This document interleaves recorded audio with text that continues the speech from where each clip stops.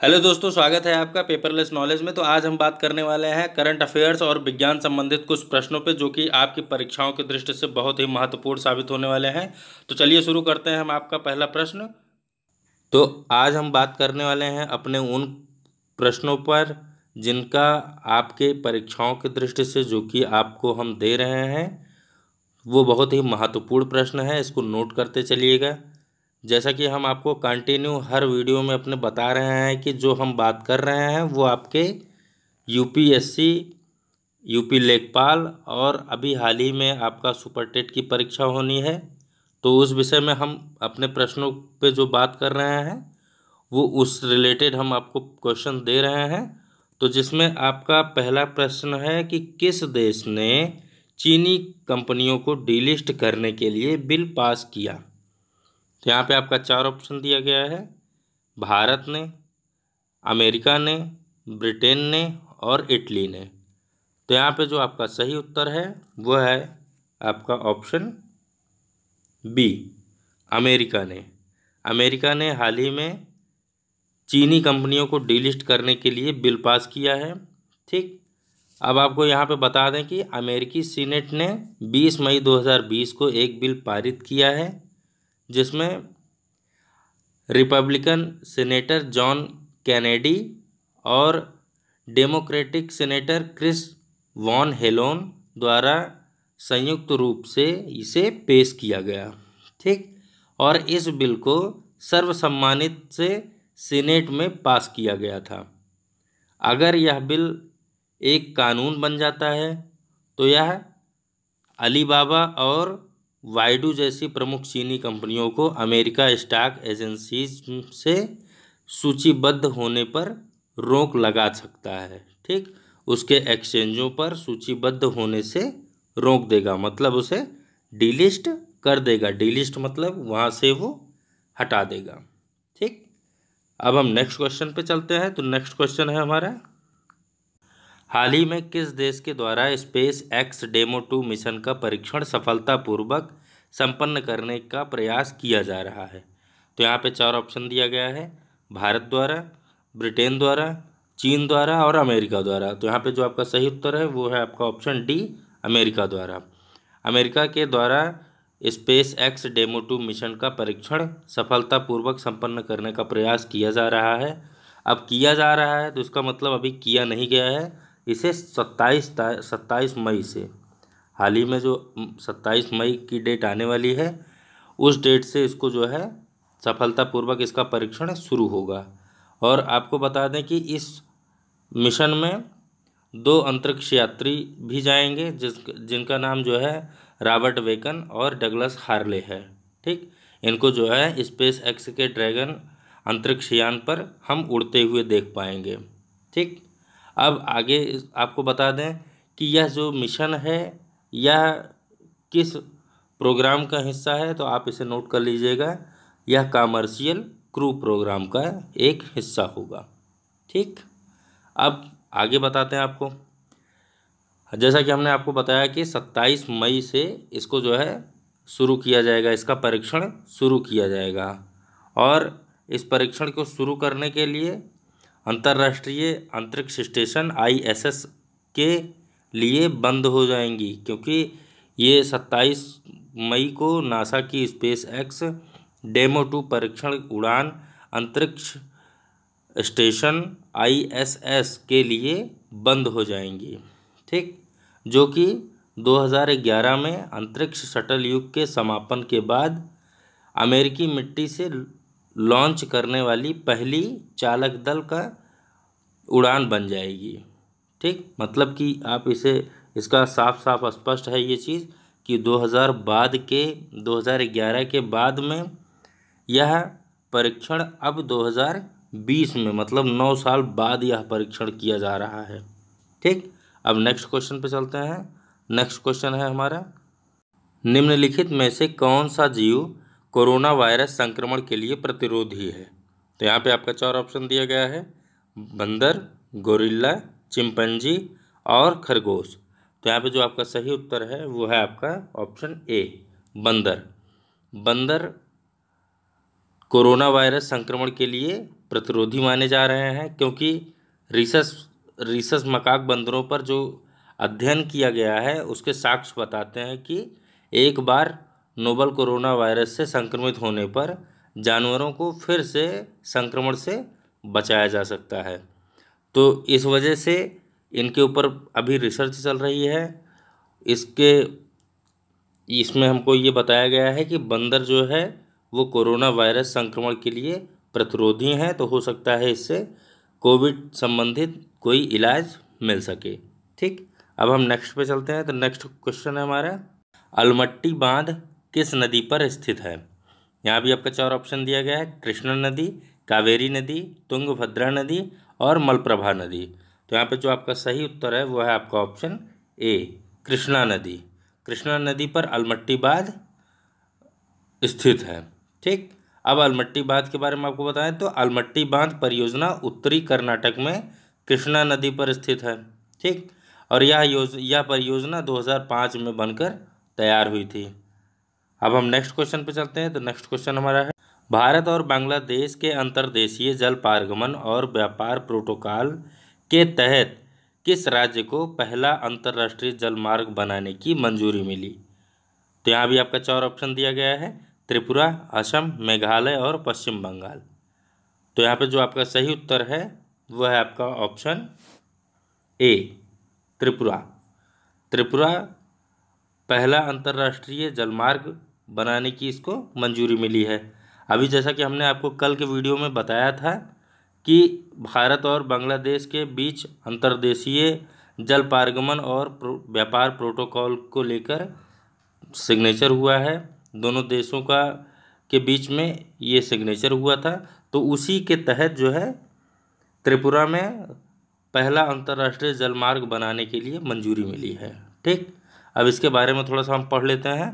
तो भारत और इसके पूर्वी पड़ोसी बांग्लादेश के बीच 5 नए प्रोटोकॉल मार्गों की घोषणा के रूप में त्रिपुरा को पहला अंतर्राष्ट्रीय जलमार्ग मिला। ठीक, अब इसके साथ आपको और बता दें, त्रिपुरा के गोमती और धुलियन राजशाही मार्गों पर सोनपुरा, यहाँ पे आप ये नोट कर लीजिएगा, सोनपुरा दाऊदंडकी मार्ग को जोड़ा गया। ठीक, और इस अंतर्देशीय जलमार्ग के माध्यम से पारगमन और व्यापार पर प्रोटोकॉल पीटीटी को पहली बार 1972 में पीपुल्स रिपब्लिक ऑफ बांग्लादेश और भारत गणराज्य के बीच हस्ताक्षरित किया गया था। ठीक, अब हम नेक्स्ट पे चलते हैं। नेक्स्ट क्वेश्चन है हमारा, गुटनिरपेक्ष आंदोलन NAM में भारत के किस केंद्रीय मंत्री ने भाग लिया? तो यहाँ पे आपका 4 ऑप्शन दिया गया है, डॉक्टर हर्षवर्धन सिंह, राजनाथ सिंह, पीयूष गोयल और एस जयशंकर। तो यहाँ पे जो आपका सही उत्तर है वो है आपका option A, doctor Harshvardhan Singh. तो डॉक्टर हर्षवर्धन सिंह 20 मई 2020 को केंद्रीय स्वास्थ्य मंत्री के रूप में इन्होंने गुटनिरपेक्ष आंदोलन में भाग लिया, जो कि वीडियो कॉन्फ्रेंसिंग के जरिए संपन्न कराया गया। ठीक, अब यहाँ पे आपका NAM की बात कही गई है, तो इसका आपको पूरा नाम हम बताते हैं। तो इसका पूरा नाम नॉन अलाइंड मूवमेंट है, इसे हम हिंदी में गुटनिरपेक्ष आंदोलन भी कहते हैं। ठीक, अब इस सम्मेलन में जो है, इस सम्मेलन की अध्यक्षता किसने की? तो आपको हम बता दें कि इस सम्मेलन की अध्यक्षता अजरबैजान के स्वास्थ्य मंत्री ओगेटे सिरालेव ने की थी, और भारत की तरफ से जो डॉक्टर हर्षवर्धन सिंह ने इसमें नेतृत्व किया था। तो आपको हम बता दें कि इस शिखर सम्मेलन में भारत ने 123 देशों में चिकित्सा आपूर्ति जैसे अपने योगदान पर प्रकाश डाला। ठीक, और इसमें 120 सदस्य तथा 17 पर्यवेक्षक हैं। इस आंदोलन में 120 सदस्य और 17 पर्यवेक्षक हैं। ठीक, और आपको बता दें कि NAM की जो शुरुआत हुई थी वो 1961 में बेलग्रेड में की गई थी। इसमें भारत के प्रधानमंत्री पंडित जवाहरलाल नेहरू तथा यूगोस्लाविया के राष्ट्रपति जोसेफ ब्रोज टिटे ने महत्वपूर्ण भूमिका निभाई थी। ठीक है, अब हम नेक्स्ट क्वेश्चन पे चलते हैं। तो नेक्स्ट क्वेश्चन हमारा है, कोविड-19 के लिए पीपीई किट बनाने में विश्व में भारत का कौन सा स्थान है? तो यहाँ पे आपका 4 ऑप्शन दिया गया है, पहला, चौथा, तीसरा और दूसरा। तो यहाँ पे जो आपका सही उत्तर है वो है आपका ऑप्शन डी, दूसरा। भारत दूसरे स्थान पे है और चीन पहले स्थान पे है।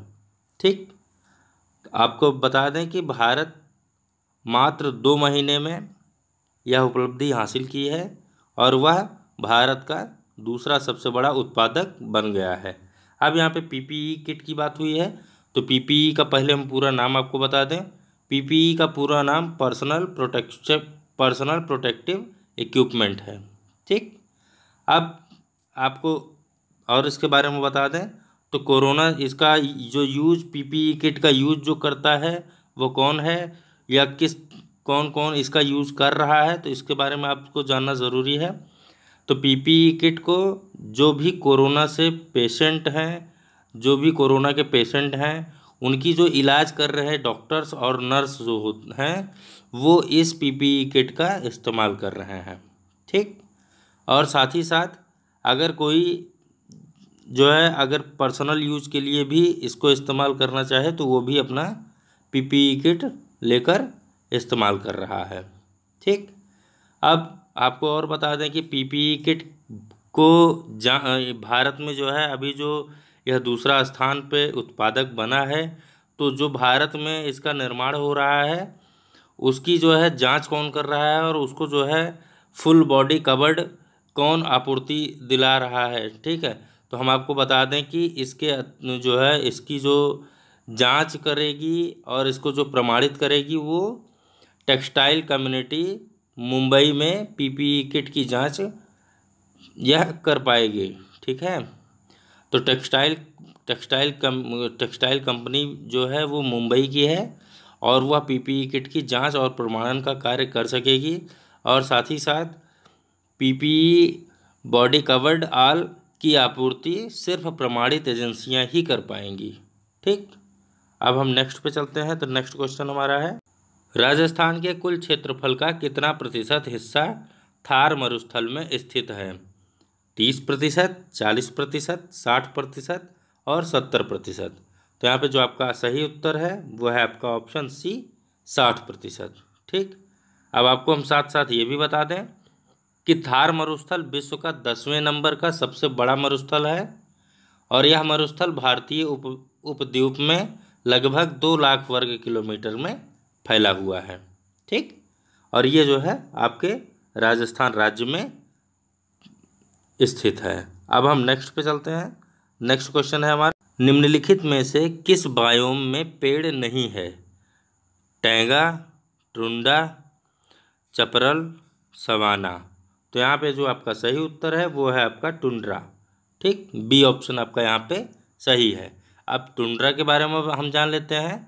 तो टुंड्रा उत्तरी ध्रुव के समीप स्थित है।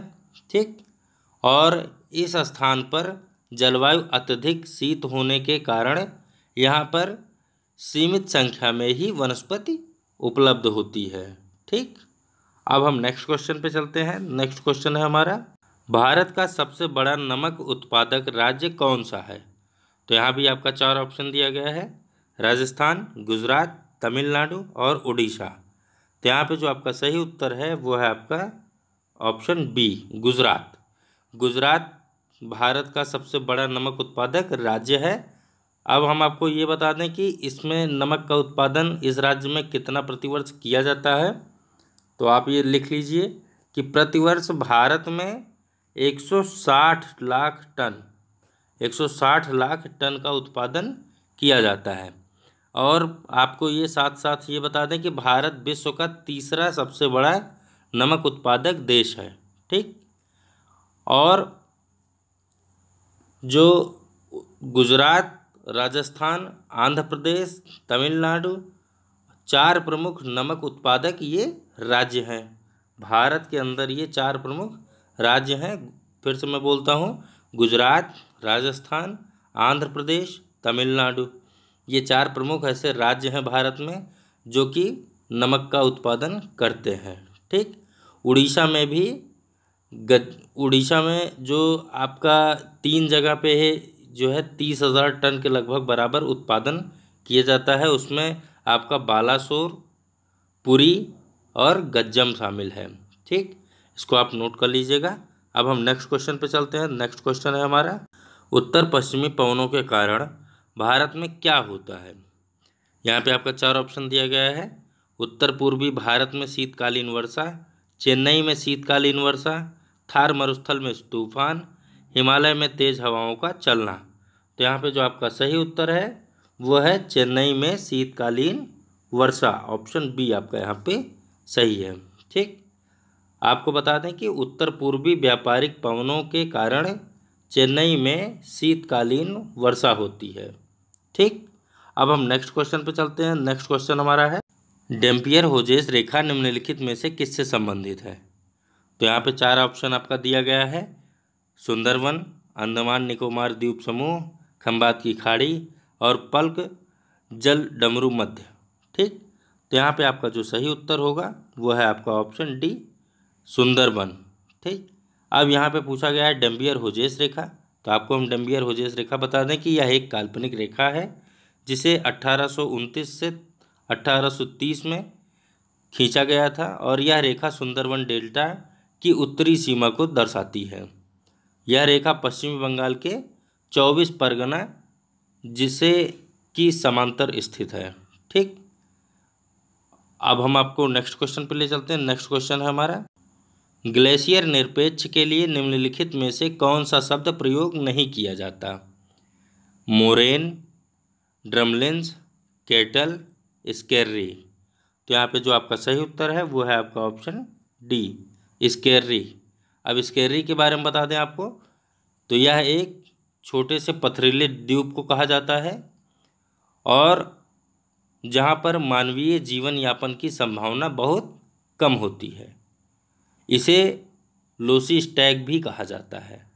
आप इसे नोट कर लीजिए कि स्केर्री को लोसी स्टैग भी कहा जाता है। ठीक, अब नेक्स्ट क्वेश्चन पे चलते हैं। नेक्स्ट क्वेश्चन है हमारा, ग्लेशियर से पिघलने, वाष्पीकरण और हिमस्खलन के कारण बर्फ कम होने को क्या कहा जाता है। अपक्षरण कहा जाता है, गलिंग कहा जाता है, क्रीप कहा जाता है कि प्लकिंग कहा जाता है। तो यहाँ पे जो आपका सही उत्तर है वो है आपका ऑप्शन ए, अपक्षरण। ठीक, अब हम आपको बताएं अपक्षरण क्या होता है। तो ग्लेशियर में वाष्पीकरण, पिघलने अथवा अन्य कारणों से बर्फ कम होने को ही हम अपक्षरण कहते हैं। ठीक, मतलब कि आपका जो ग्लेशियर होता है अगर चाहे वो वाष्पीकरण से पिघल जाए या वो किसी अन्य कारण से भी उसकी जो बर्फ़ में कमी हो तो उसे हम अपक्षरण कहेंगे। अब हम नेक्स्ट क्वेश्चन पे चलते हैं। नेक्स्ट क्वेश्चन है हमारा, नोहक्लियाई झरना किस प्रदेश में स्थित है। ठीक, तो यहाँ पे आपका दिया गया है केरल, असम, मणिपुर और मेघालय। तो यहाँ पे जो आपका सही उत्तर है वो है आपका ऑप्शन डी, मेघालय। मेघालय में यह झरना स्थित है। ठीक, मेघालय के चेरापूंजी में यह झरना स्थित है। मेघालय तो आपका राज्य हो गया और ये मेघालय के चेरापूंजी में स्थित है। ठीक, और आपको बता दें कि यह इसकी ऊंचाई कितनी है और इसकी चौड़ाई कितनी है। तो इसकी ऊंचाई 1115 फीट यानी 340 मीटर ऊंचा है ये, और इसकी चौड़ाई जो है वो 75 फीट है। ठीक, अब नेक्स्ट पे चलते हैं। नेक्स्ट क्वेश्चन है हमारा, भारत के विशाल मैदानों में संबंध में निम्नलिखित में से कौन सा कथन सही है। पहला है, भारत में विश्व का सबसे बड़ा अलवियम निपेक्ष पाया जाता है। दूसरा है, खादर क्षेत्र की अपेक्षा बंगाल में न्यू अलवियम है। और तीसरा है, खादर क्षेत्र निम्न ऊंचाई वाले क्षेत्रों में स्थित है।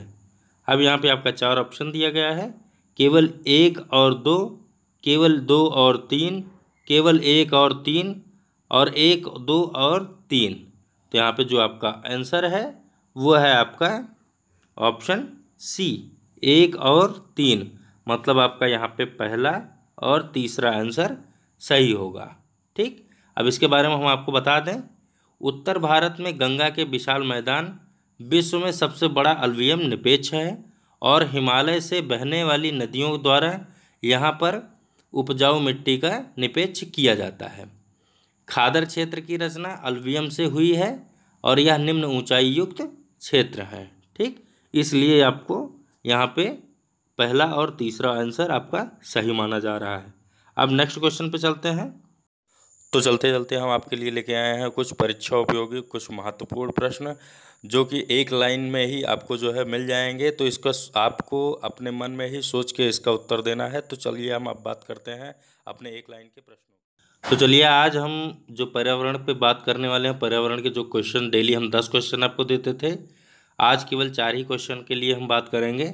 तो उसमें आपका पहला क्वेश्चन है, घटपरड़ी के निम्नलिखित भागों में से कौन सा एक घट में रूपांतरित होता है। तो यहाँ पे 4 ऑप्शन दिया गया है, स्तंभ, पत्ता, अनुपर्ण और पर्णवृंत। तो फटाफट इसका आंसर सोचिए क्या हो सकता है।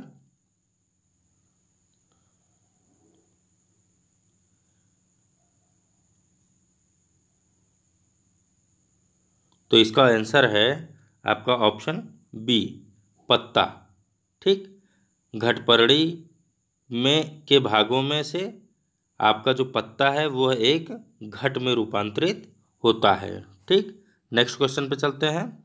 नेक्स्ट क्वेश्चन है हमारा, निम्नलिखित में से किसका पारिस्थितिकी संतुलन में संबंध नहीं है। यहाँ भी आपका 4 ऑप्शन दिया गया है, जल प्रबंधन, वन रोपण, औद्योगिक प्रबंधन, वन्य जीव सुरक्षा। ठीक, अब यहाँ पे जो आपका सही उत्तर है वह है आपका औद्योगिक प्रबंधन, मतलब ऑप्शन सी आपका यहाँ पे सही है। ठीक, अपने उत्तर से इसको मिला लीजिएगा, आपका ऑप्शन सी यहाँ पे सही है। जो पारिस्थितिकी संतुलन से संबंध नहीं रखता है वह है आपका यहाँ पे औद्योगिक प्रबंधन। नेक्स्ट क्वेश्चन पे चलते हैं। नेक्स्ट क्वेश्चन है हमारा, अधोलिखित में से कौन सा पारिस्थितिकीय तंत्र पृथ्वी के सर्वाधिक क्षेत्र पर फैला हुआ है। मरुस्थलीय फैला हुआ है कि पर्वतीय फैला हुआ है, घास के मैदान फैले हुए हैं कि सामुद्रिक फैला हुआ है। तो यहाँ पे जो आपका सही उत्तर हो सकता है वह है आपका ऑप्शन डी, सामुद्रिक। ठीक, आप अपने आंसर से इसको मिला लीजिएगा, सामुद्रिक पृथ्वी के सर्वाधिक क्षेत्र पर फैला हुआ है। ठीक, जैसा कि आपको पता ही होगा, हम इसको पढ़ते भी हैं कि 70% जो है आपका जल है और 30% हमारा जीवन है। ठीक, तो यहाँ पे सामुद्रिक मतलब समुद्र, और समुद्र का यहाँ पे तात्पर्य हो रहा है कि आपका जल से बात हो रही है। ठीक है, यहाँ पे जल के बारे में बात हो रही है। तो जल कितना प्रतिशत है, 70%। तो हम यही इसी से आकलन लगा सकते हैं कि पृथ्वी के सर्वाधिक क्षेत्र पर क्या फैला हुआ है, तो वो जल है। तो जल का संबंध यहाँ पे समुद्र से होता है। ठीक, नेक्स्ट पे चलते हैं। नेक्स्ट क्वेश्चन है हमारा, किस नगर के प्रदूषण करने वाले उद्योगों को प्राकृतिक गैस आधारित प्रौद्योगिकी में सर्वोच्च न्यायालय के अनुसार परिवर्तित करना पड़ा था। तो यहाँ पे आपका 4 ऑप्शन दिया गया है, आगरा, हैदराबाद, मथुरा और अयोध्या। तो यहाँ पे आपका क्या उत्तर हो सकता है, इसको सोचिए और बताइए।